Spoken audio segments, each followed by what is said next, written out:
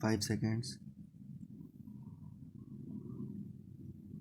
Start. I take your leave, sir, and the indulgence of the House to refer to certain incidents which took place in this House as well as the other House in the course of the last week and which somewhat disturbed the normal serenity of the work of Parliament.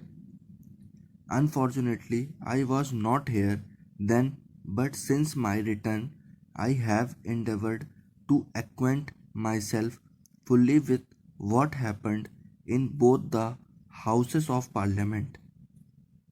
Under our Constitution, Parliament consists of our two houses, each functioning in the allotted sphere laid down in that Constitution. We derive authority from that Constitution. Sometimes we refer back to the practice and conventions prevailing in the Houses of Parliament of the United Kingdom and even after erroneously to an upper house and a lower house. I do not think that is correct, nor is it helpful always to refer back to the procedure of the British Parliament, which has grown up in the course of several hundred years and as a result of conflicts originally with the authority of king and later between the commons and the lords. We have no such history behind us, though in making our constitution we have profited by the experience of others. Our guide must therefore be our own constitution, which has clearly specified the functions of the House of the People and the Council of States. To call either of these house an upper house or a lower house is not correct. Each house has fully authority to regulate its own procedure within the limits of the Constitution. Neither house by itself constitutes parliament. It is the two houses together that make a parliament. It is the two houses together that make the Parliament of India. The successful working of our constitution as of any democratic structure demands the closest cooperation between the two houses. There are in fact part of the same structure and any lack of that spirit of cooperation and accommodation would lead to difficulties and come in the way of the proper functioning of our constitution. It is therefore particularly to be regretted that any sense of conflict should arise between the two houses.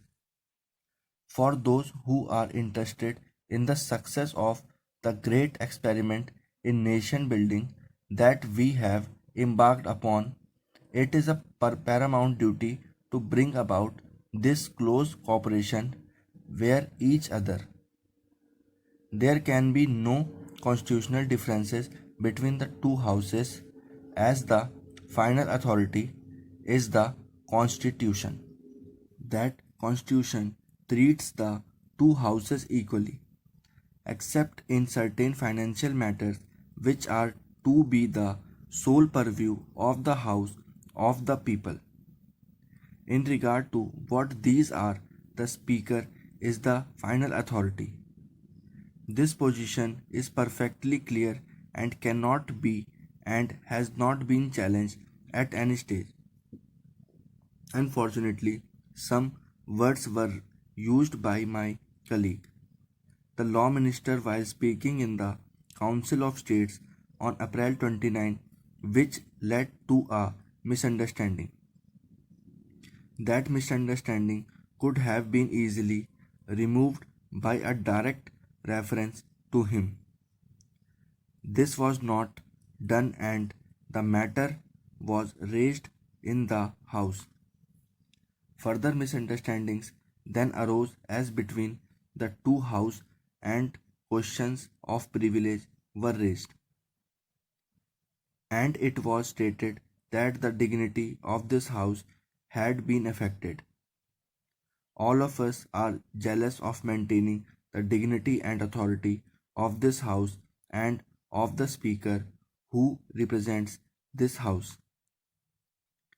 Indeed, all of us are anxious to maintain the dignity and authority of both houses which constitute parliament.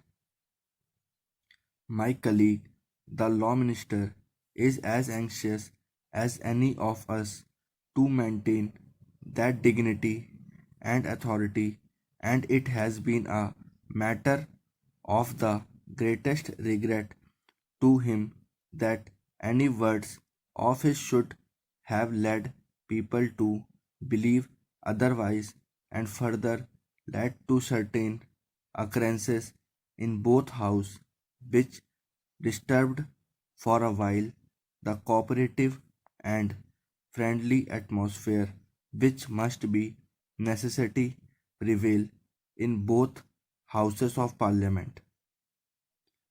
Owing to some of these occurrences, he was placed in an embarrassing position where to carry out the directions of one house might appear as if he had ignored the directions of the other. In this dilemma, he might have produced an impression of not having shown the usual consideration which is the duty of every member. But what was far from this intention, and he regret it and trusts that the House will accept his apology for any mistake which he might have inadvertently committed. So far as the facts are concerned, they are clear. Although unfortunately my colleague, the law minister, was not aware of all of them at the time the first reference was made to this matter in the Council of States.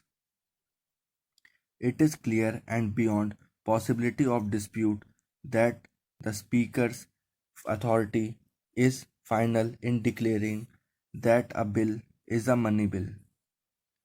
When the Speaker gives his certificate to this effect, this cannot be challenged. The Speaker has no obligation to consult anyone in committing to a decision or in giving his certificate, but he has himself decided to ask for the opinion of the law ministry here.